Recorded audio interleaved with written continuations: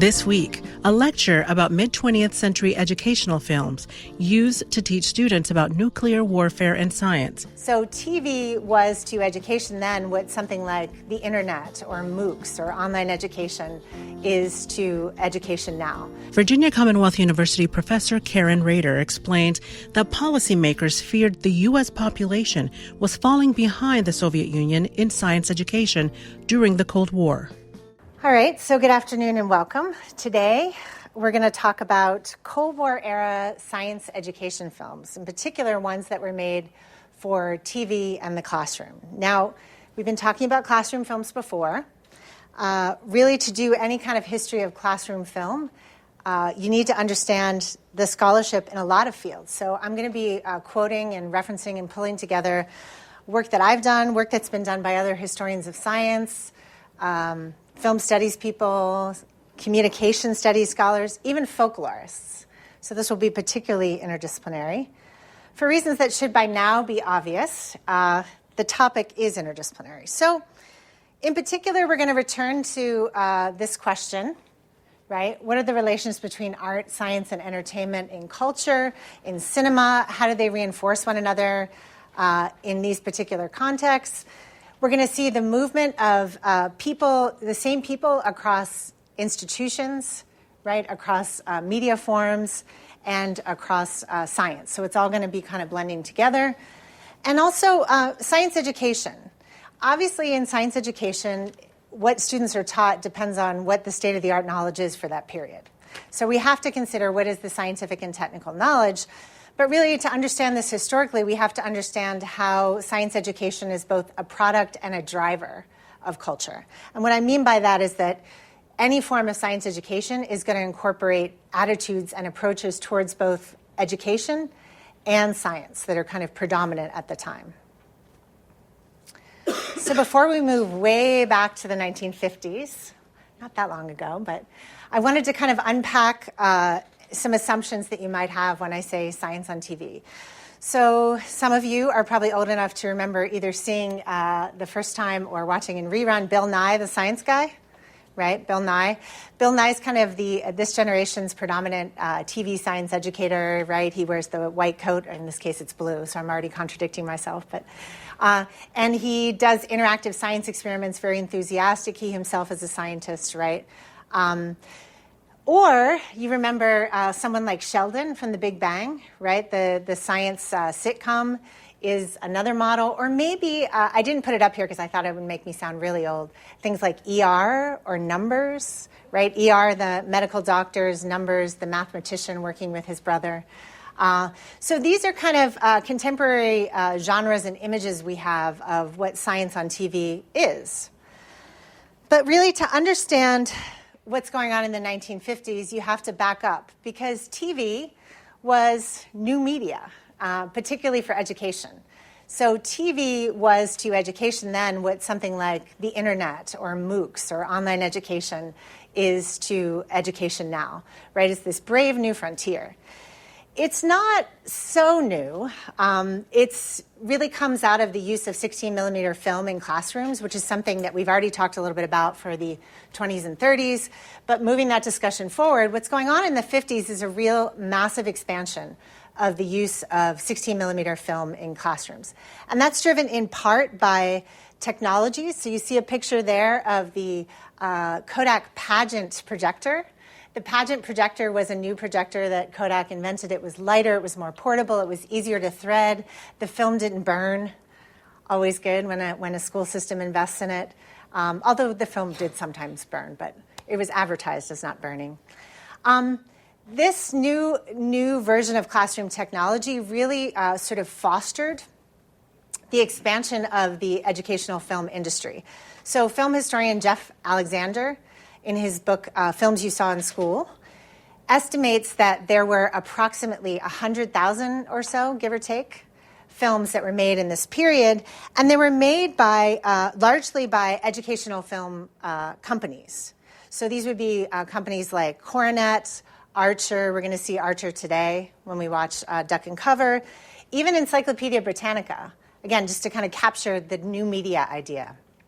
that a encyclopedia producer would be branching out into classroom film, kind of captures the enthusiasm and the expansion of this as a technology in the classroom. So any time that a new technology is introduced into a classroom, I mean, maybe this didn't happen when teachers had their pointers, right? But any time that a new technology is introduced, particularly in the post-war period, there's a little bit of hand-wringing that goes on. So you see the appearance in the 1950s of a series of books. This one particular, Television and Education in the U.S., written by Dr. Charles Seichmann, who is credentialed both in the School of Education and the Department of Communication. And he asks the question to which the obvious answer is yes, right? Can it be that education in our time is suffering a sea change, but the use of the verb suffering is kind of instructive, right? Because they're really not sure. And his next question is, what is excellence in kind of classroom film and video instruction? And just as importantly, how is it absorbed? So really kind of focusing not just on the production of the knowledge, but on the consumption, the learning, as we would call it. So some hand-wringing is to be expected, but there's also a lot of enthusiasm. So the FCC commissioner in 1951, Frieda Hennig, published a piece in Variety, which is a sort of trade magazine for Hollywood and performing arts, in which she articulated her vision for television in education. Television, she said, is one of the greatest forces America has ever known for education. But she, too, then asked a kind of hedgy question. She says, are we going to let this genie serve as an unvarying diet of horror stories and cowboy daring do, i.e., are we going to let Hollywood take it over? Or can we somehow harness the genie to perform wonders of public enlightenment unequaled since the days of the Renaissance? Right? So again, you have to be kind of picturing this is what they're seeing, another Renaissance, another enlightenment in television, which is something that today is pretty mundane, pretty much a part of our everyday life. So part of where that enthusiasm is coming from is the very successful use of film in wartime context, particularly for propaganda and newsreels. So let me talk a little bit about newsreels first. Newsreels were shorts that were shown before movies. People liked them so much that they even eventually developed dedicated newsreel theaters. You could go to a theater just to watch one after another newsreel in big cities like New York and LA. And in 1948, newsreels became a television program. NBC launched a 10-minute, so not a long one, but a 10-minute TV program called Camel Newsreel Theater. So something like maybe the first CNN, except it's not running 24 hours. It's running every 10 minutes every once in a while. So newsreels were very popular.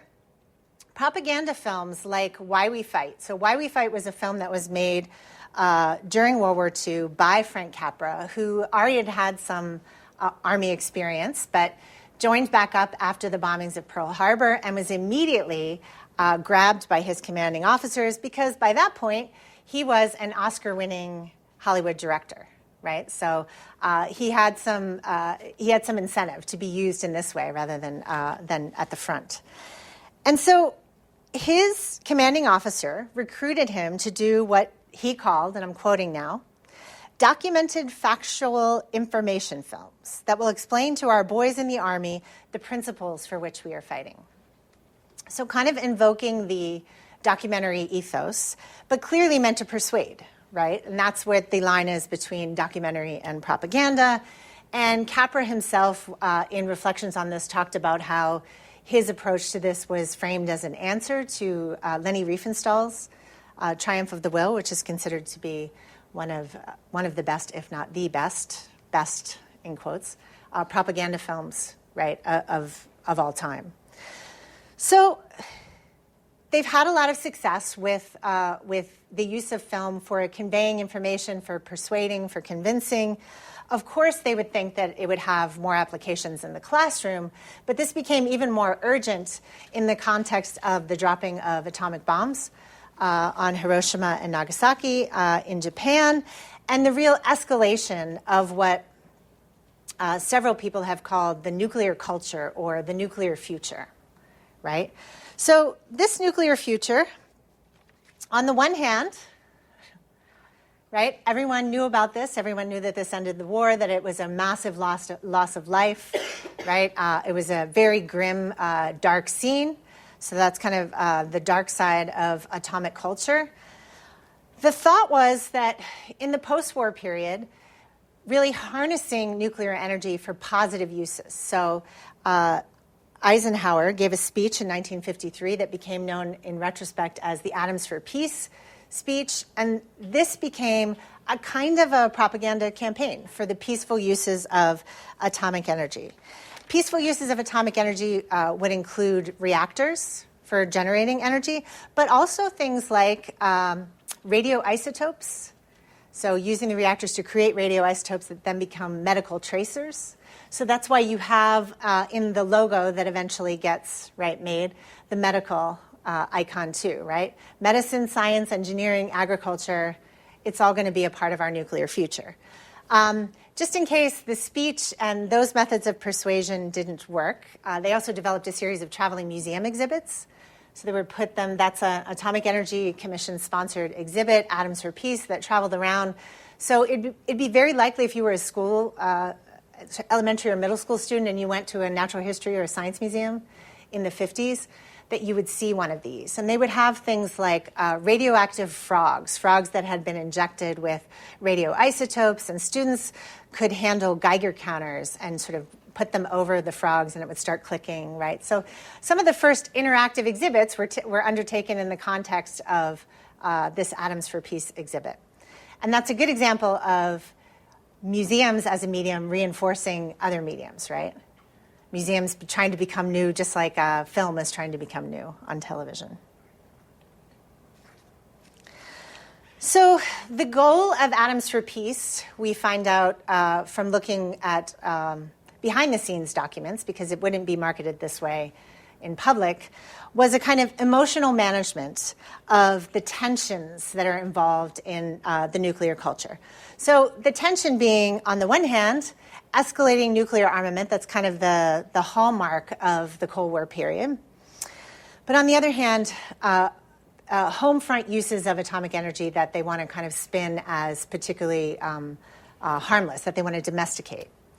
So educating civilians, and in particular educating children, became a high priority. So Bo Jacobs talks about how this generation was the first generation that learned to live in a nuclear world. And you can see here, this is a quote from one of the folks at the Indian Springs School in Nevada, which is next to an Air Force base, right? It's a 2-room school, and they're not being taught to duck and cover, but duck and, I guess, hold one another. This is on the cover of Collier's magazine, and the person from the school is boasting that they learned how to spell atom and bomb before they learned how to spell mother. Just to kind of imagine that shift, right, in learning those words that had much bigger cultural and social meaning and were certainly much scarier than the word mother. So the federal government was interested in educating a lot of civilians, but in particular a lot of children, in the procedures of civil defense, in what are the actual threats of an atomic attack, what would it look like. And so they devised this film called Duck and Cover. So what we're going to do here is watch a small clip of the introduction to Duck and Cover, featuring the theme song. Diddle-dum-dum, diddle-dum-dum, diddle-dum-dum. There was a turtle by the name of Bert, and Bert the turtle was very alert. When danger threatened him, he never got hurt. He knew just what to do. He ducked and covered, ducked and covered. He did what we all must learn to do. You and you and you and you, duck and cover. Be sure and remember what Bert the Turtle just did, friends, because every one of us must remember to do the same thing. That's what this film is all about. Duck and Cover. This is an official civil defense film produced in cooperation with the Federal Civil Defense Administration and in consultation with the Safety Commission of the National Education Association. Produced by... Ooh, it's going to go again. All right, because if it goes again, you're going to want to sing, aren't you? All right, so what do you notice about that introduction? A couple of things. So I played through the song, so that I could talk a little bit about the ways in which the production values of this, both the content and the production values, were framed by interactions between lots of different kinds of artists and those who were interested in conveying the actual information. So those who are interested in conveying the actual information, right, the Federal Civil Defense Authority or Association, right, cited there, School Safety Organization from the National Educational Association, right, so government people collaborating with school teachers, collaborating with fairly high-quality talent that was recruited by the producers at Archer Films. So the film was written by Ray Meyer and directed by Anthony Rizzo. And the jingle was written afterwards. It didn't initially start with a jingle. The jingle was written afterwards by the same team that advised "See the USA in a Chevrolet." That slogan. It wouldn't resonate for your generation, but if you watch Mad Men, I think it was sort of the advertising culture that produced these slogans that became a part of massive advertising campaigns, and even in the case of the Chevrolet slogan, became a hit for a pop singer named Dinah Shore, right? So there's crossover here. So it's a very upbeat and positive song. It's very memorable. We have female voices and male voices. The goal of this film, Bo Jacobs talks about in his article, Atomic Kids, is to teach children how to survive an atomic attack by themselves. That's important, right? Because part of what's going on here, there's two parts to what's going on here. On the one hand, you have to inform children what it is they're actually seeing if they see a nuclear attack. So you see a kind of, I'm going to talk about this as kind of domesticating, but Bo Jacobs says making the threat normative, right? Something as scary as an atomic attack, you cannot show film of to children, right? Because it's too horrifying. So instead, using the medium of animation, they portray the bright light, right? The light is described as a bright flash, brighter than the sun, right? And then it transitions into the animation where clearly the atomic bomb is, and the narrator is saying this in very calm tones, smashing through buildings, right? Causing wind, causing a burn worse than your worst sunburn, right? So these are all ways to kind of take this knowledge and convey it, but in a way that maybe children would understand and would be a part of their world. Now, the other side is not just conveying what it is that you're actually seeing, knowing that you're doing this or that you're being a part of this, but what to do. So the narrative there also takes a kind of domestication tone, right? And it talks about responding to a bomb is not unlike responding to a fire, right? Or an automobile accident, right? These are all things that could happen in your daily life. Just add atomic bomb to the list, right?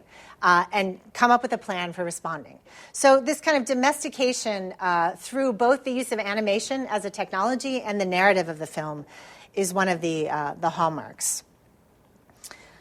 The other thing that Jacobs talks about is the way in which this film acknowledges, and now we're kind of transitioning to attitudes towards education, right? So the idea that you would have to respond as a child by yourself to an atomic bomb rather than through a teacher or some authority figure, right, is a real shift. It's a shift in traditional social roles that is really part and parcel of the new atomic world, right? So what the film does is they assure children that grown-ups will be around. So I'm quoting from the film now. Older people will help us. By the way, it's an adult narrator pretending to be a child, right? Older people will help us like they always do, but there might not be any grown-ups around when the atomic bomb explodes. Then you're on your own, right? So they can help you get across the street. They can help you find a shelter. But in that moment, what are you going to do to respond? And so really kind of trying to heighten the alert of the children. When you're on your own, be aware of when this is happening. So places like you can see the girl cowering against the school building wall, right? It could happen in the schoolyard. It could happen when you're riding your bike in the neighborhood. It's Timmy or Tony, I can never remember his name, is riding his bike. He immediately drops his bike, right, and covers. So Jacobs talks about how in order to achieve these new social roles, really what the film has to do is make some traditionally idyllic childhood spaces kind of scary, right? If you're in the schoolyard or riding your bike, or right, an atomic bomb could fall. So he says this is sort of the dark side of Cold War science education. This is a movie that tells a tale, I'm quoting now, of a dangerous present and a dismal future. Because, of course, then it begs the question, if you're around and the atomic bomb drops and you've done your duck and cover, when you come up, maybe you're still alive, right? Maybe this is just the future in this decimated nuclear world. So Duck and Cover is a film that educates about the actual phenomenon, but also tries to persuade children that they can sort of have a response, that they have a social role on the home front to respond to this, that goes beyond what any role would be of the military, say, to respond to an attack, right? That they have some control. Pretty heady stuff for elementary schools. The lighter side of science education in this period, kind of coming at it from the other angle, still addressed at children all the way through college students, but really focused on enhancing funding and investments by the government in science research and science education. This is not new to the 1950s. This is something that comes out of World War II. So the presidential science advisor described here on the cover of Time magazine, the fact that the presidential science advisor is making the cover of Time magazine should tell you something. The fact that he's described as the general of physics, right, should tell you that this is sort of the vision of the future, that government will support research activities by public and private organizations, and in particular, science education, right? So the first thing to come out of this, Vannevar Bush, which is his name, the General of Science or the General of Physics, he heads a national science board that is rolled over into what is now the National Science Foundation.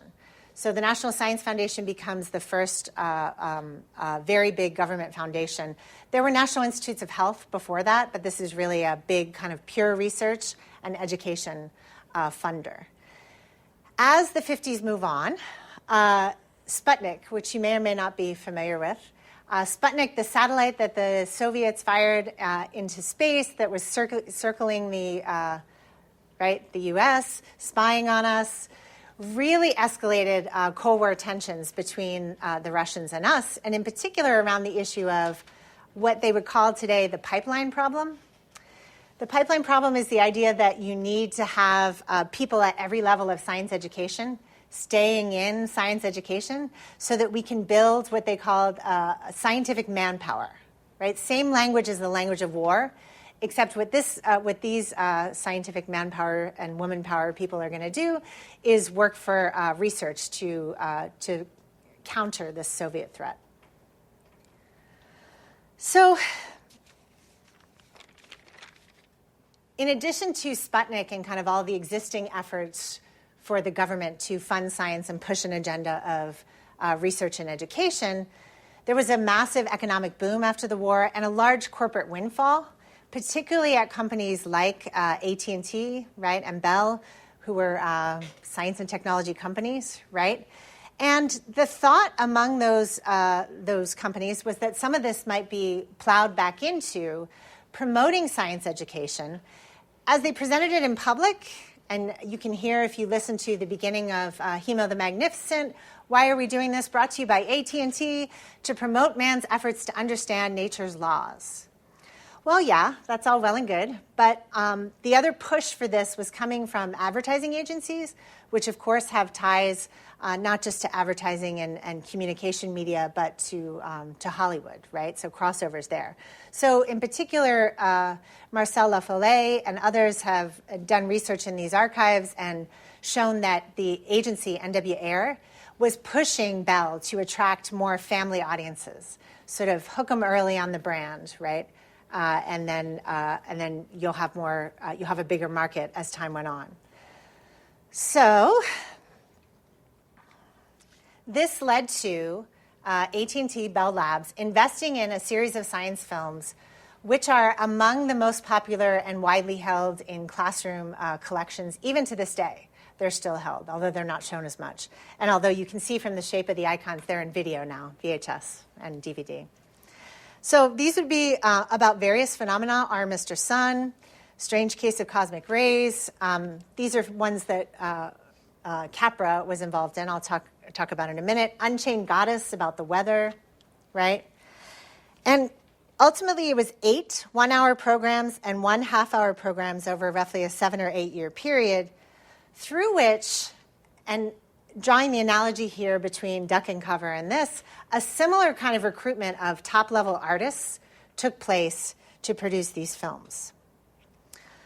So it's kind of incongruous. It's less incongruous, I think, to focus on Frank Capra as doing his duty for the government to make a propaganda film than it is to imagine someone who's won 3 Oscars, right, deciding that he's going to do science films. So what gives? What gives with Frank Capra and his directing and production of many of these films? First off, Capra, it was thought, had the perfect background for this. He actually had some science training. He earned his undergraduate degree from Caltech in chemical engineering in 1918. And during World War I, he taught math to artillery recruits at Fort Scott in San Francisco. So he wasn't ever going to be a filmmaker. At the age of 5, his family immigrated to LA. He worked himself through college with odd jobs.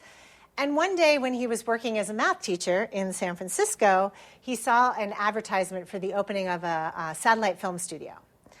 And he went and basically hustled himself in the door, right? Let them think he had more experience than he actually did with cameras and various other things because he was interested in it. And that was the thing that got the ball rolling. Now, he left, although he'd had a great deal of success in Hollywood in the 30s, as I mentioned, he left Hollywood to enlist in World War II and make these other films. He came back at a moment when his career was in a bit of a lull. Now, again, it sounds kind of incongruous because I think many of us remember him primarily for It's a Wonderful Life, which was made in 1946, which is a Christmas classic, a much beloved film. At the time, it got kind of mixed critical reviews. And he was in a lull. So that's part of the explanation for why he wants to do these films. The other piece of it, however, has to do with the fact that he was a deeply committed Catholic. And so we're going to see, when we look at these films, that influence. And I'll talk more about that after we watch the clips. So another thing to say about Capra is later in his life, he reflected back on kind of what was it that made him a success. And he subscribed very strongly to what film studies scholars would call the auteur theory, right? The director has the vision, and the director is the one that, without any interference from producers or anyone, recruits the writers, works in close contact with them. And so it's auteur theory, but it's kind of a team, right? The team is going to work together and closely. And he says this is the way that motion pictures can become more important and have something to say to the picture-going public. So he did that when he was recruited to work for the Bell Laboratory series in several ways. The first was he picked well-known actors. So the character's name, even on the back of the DVD box and in the script, is the fiction writer, played initially by a well-known TV character actor, Eddie Albert. He became more known as his career went on. And then in some of the later Bell Science films, played by Richard Carlson, who would have been recognizable to viewers from Creature from the Black Lagoon, right? Kind of a sci-fi context. Interestingly, Carlson, to kind of reinforce this idea of the team that Capra had, Carlson directed some of the later films when Capra backed out. So there really was this kind of sense of collaboration. Similarly, if you thought you heard Daffy Duck, you did. Mel Blanc, who was voicing many of the Looney Tunes characters, later voiced Barney Rubble on the Flintstones, was part of the voice talent for this. And the animators, interestingly, headed by a production company run by Seamus Culhane, and underscoring the point here that we have people traveling from film culture into TV as an influential new medium, as a place where they can sort of work with really other really interesting artists. So Culhane had a television program, an animated television program that he was making, Mr. Magoo, but he had participated in Disney's Snow White, in animating Disney's Snow White, right? So it's kind of a long artistic legacy that's being taken from film to science education for television. So, okay, I want to transition now to talk a little bit about the plot structure and the characters, and this should be the most familiar to you because we talked last time about Frankenstein and Jaws, right? Who are the scientists? What do they represent? So the plot of Hemo is that the fiction writer, right, this guy, in this case it's Carlson, the fiction writer creates cartoon figures, and they're animals alongside a Greek god figure they call their king, right? This is Hemo. Hemo the Magnificent is the king of nature, the king of the animals, but really the personification of blood, right? And Hemo and his cast of animals get into a conversation with the fiction writer and the gentleman on your right, Dr. Research. Yes, he's actually called Dr. Research. There was not a lot of creativity with names in this production. But all right, so Dr. Research, it turns out, is actually a University of Southern California English professor named Frank Baxter. Frank Baxter was, if you went to school in the 70s, 60s and 70s, you're guaranteed to have seen one of his films, not all about English subjects, right? He had a sort of famous series about Shakespeare that he did. So he became the sort of personification of the scientist, even though he is a doctor, he's not a scientist, right? And Mr. Fiction Writer and Dr. Research interact with the animals through a magic screen, which is an interesting way to describe a screen on which animation is projected, right? So Mr. Fiction Writer is kind of the wise guy, Joe Q. Public, right? He's always voicing the concerns that the audience might have. He smokes cigarettes, right? He's a little twitchy. Dr. Research is very calm. He has a lot of the markers of a stereotypical nerdy scientist, thinking back to Fred McMurray and the Nutty Professor, right? The glasses, the calm, rational temperament, the bland gray flannel suit, right? Much of the first part of the film is a discussion between the animated characters and the human characters about blood mechanics, right? And so it's a discussion that takes place partially in film and partially in animation. But about halfway through, there's a sort of pivotal moment where Hemo gets a little more confrontational, right? And he says, stop, we've just been talking about plumbing. And both the humans are sort of taken aback, right? What do you mean? And Hemo says, we're not going to go any further unless you can tell me the two words that unite the study of blood mechanics and the study of art, poetry, and nature. So Mr. Fiction Writer gets a kind of panic look on his face, and he says, Doc, let's not do it. Right? It's a trap. That only becomes a cliche later. And he tries to get him to not do it, but Dr. Research is very calm. So let's watch the clip where this goes down. Well, where does he do it? Now, that's a good question. But before I can go into that, I'll have to tell you something about blood itself. Just a moment, brother scientist. So far, your chatter on plumbing has been elementary but harmless. But now that you've come to me, I refuse to listen further unless you first describe me in just 2 words. I can. Never mind. Professor, mention the 2 key words, and I'll know you understand the poetry, the mystery, and the true meaning of blood. Otherwise, back to your plumbing. Hey, Doc, he's trapping us. Do you know what the 2 words are?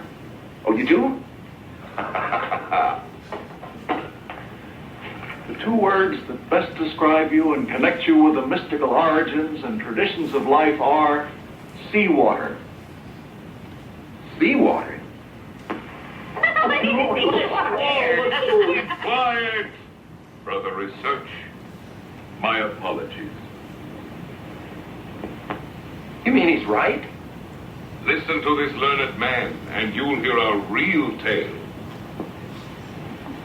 Seawater. Doctor, please tell them who I am. Well, thank you. It's only a theory, of course. Just I gotta see.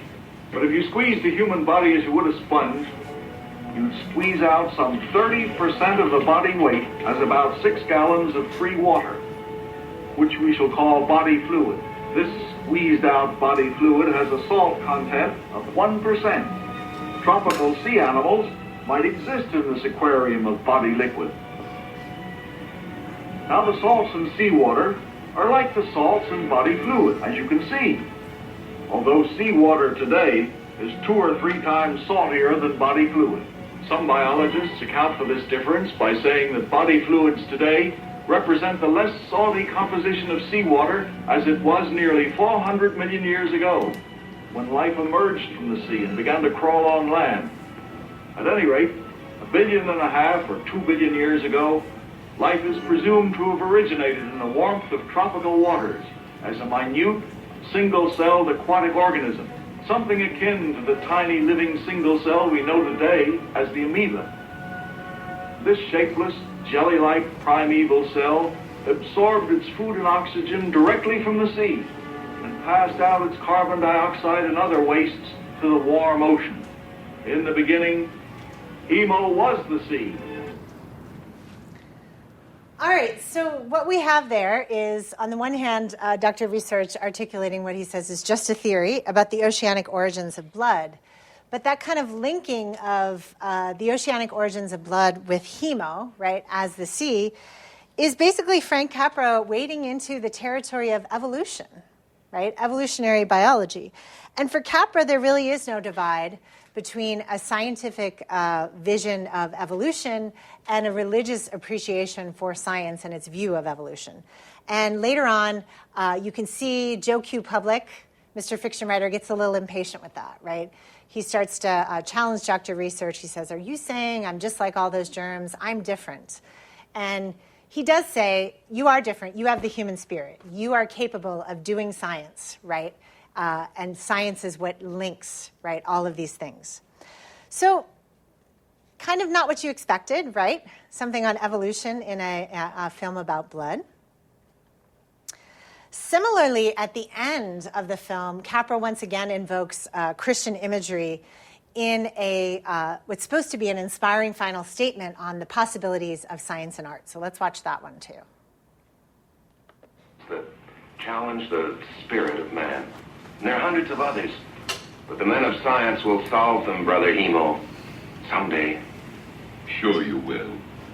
What better way to love thy neighbor than to heal him? I've got my little set job, and my little animal friends have theirs. But we're limited. Man's not limited. Your creation's favorite. You can imagine, reason, dream, create. You know right from wrong. To use these divine gifts is your job, and all nature's waiting to see how you handle it. You're right, Brother Writer. Research into nature's mysteries could well become the most rewarding and far-reaching of all the arts. One of your greatest physicists, Max Planck, said that over the temple of science should be written the words, "Ye must have faith." Your great apostle Paul wrote to his new church in Thessalonica, "Prove all things. Hold fast that which is good." A scientist says, "Have faith." A saint says, "Prove all things." Together, they spell hope.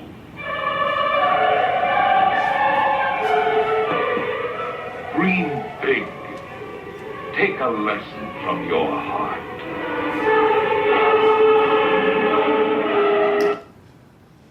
All right, so just in case you weren't getting it before the hymn-like music started, right? So what's Capra doing here? He's really articulating what he sees as fluid connections between science, art, and religion, right? So human exceptionalism, that's part of sort of the Western Christian tradition. But human exceptionalism, part of that is being given the divine gift to reason, right?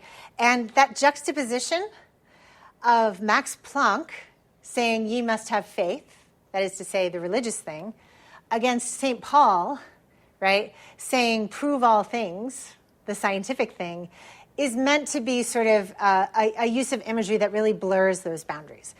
Really, and he doesn't see the blurring of those boundaries as a negative thing. He sees it as a hopeful thing. He sees it as a thing that could drive things forward in an inspirational way. There's other imagery throughout this film and through other Bell Science films in which Capra was involved. When we get to discussion, we can talk more about how that shifted without his involvement. So I do want to hear more about what your reactions are in the future when we talk about these films. But in the meantime, let's stay in the 1950s. What was the critical response to Hemo the Magnificent? So the critical reviews were not great, right? This is the review from Time magazine.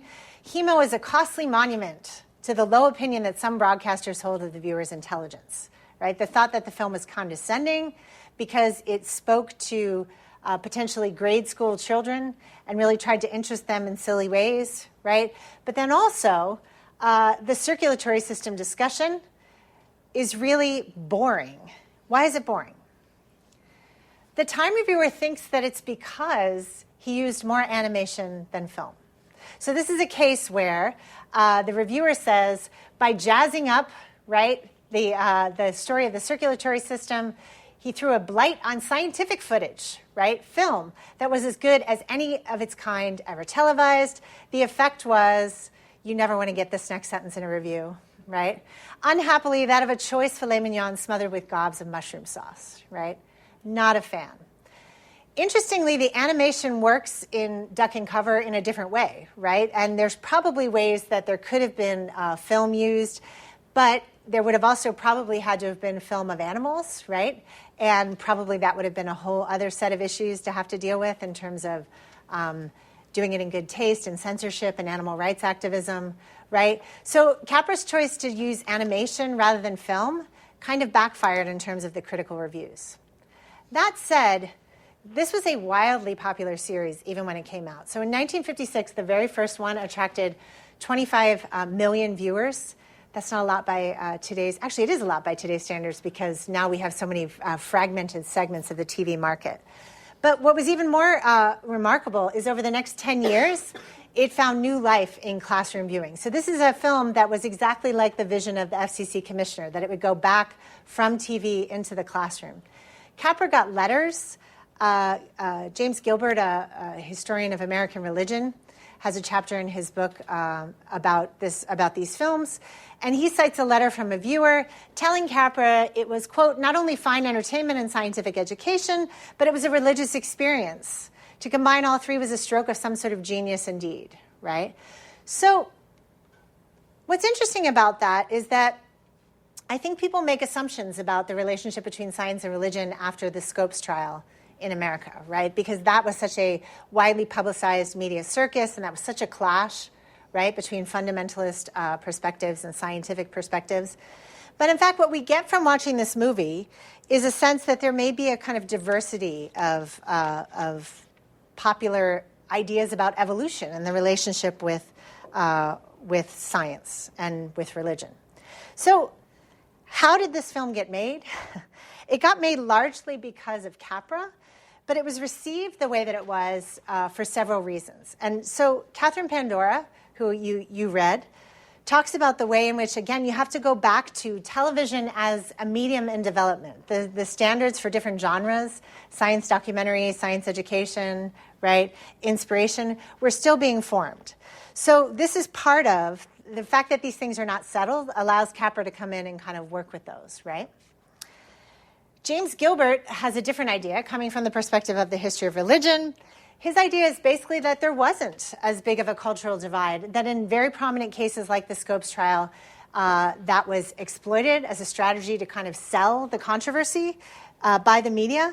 But in fact, as Gilbert puts it, Capra did not have to build bridges between science and religion because they were already there. All he had to do was walk his films across them.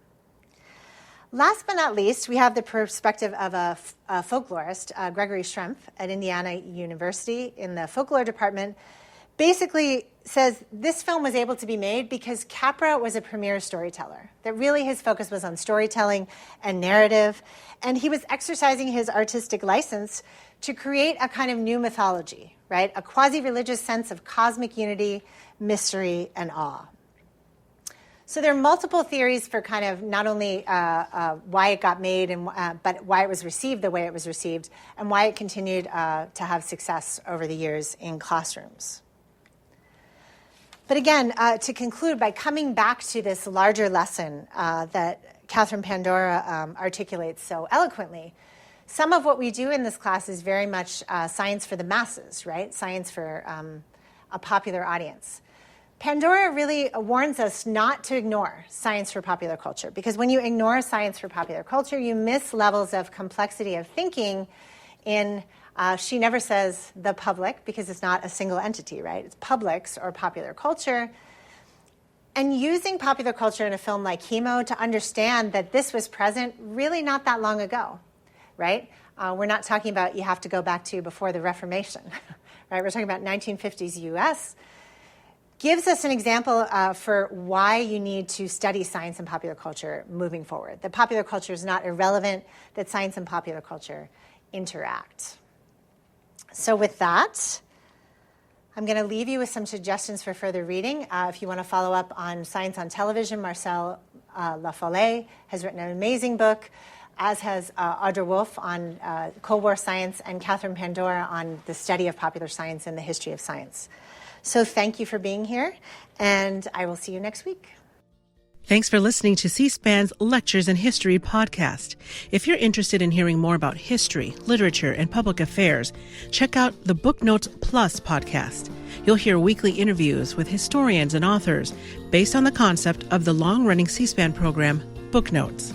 Find Book Notes Plus wherever you get your podcasts.